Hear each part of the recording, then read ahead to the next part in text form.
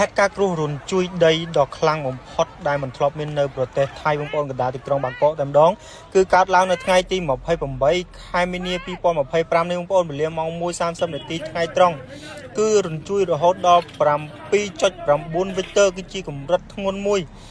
គឺនៅកណ្ដាលទីក្រុងបាងកកតែម្ដងហើយទីក្រុងបាងកកខ្លាំងបំផុត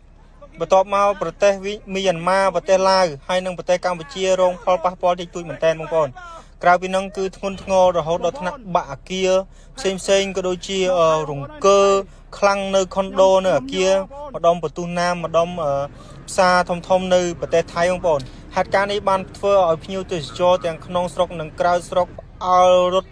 ជំលះខ្លួនរកទីទួលមានសមត្ថភាពទាំងអស់គ្នាបងប្អូនហើយក៏ចូលរួមសោកស្ដាយដល់អ្នកស្លាប់រាប់រយនាក់តែពេលនេះខាង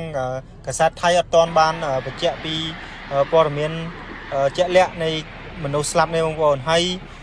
យើងគួរឲ្យកត់សម្គាល់ផងដែរថាមានកម្មករខ្មែរច្រើនក៏រងគ្រោះនៅកន្លែងធ្វើការនៅក្នុងអាគារដែលបាក់នេះផងដែរបងប្អូន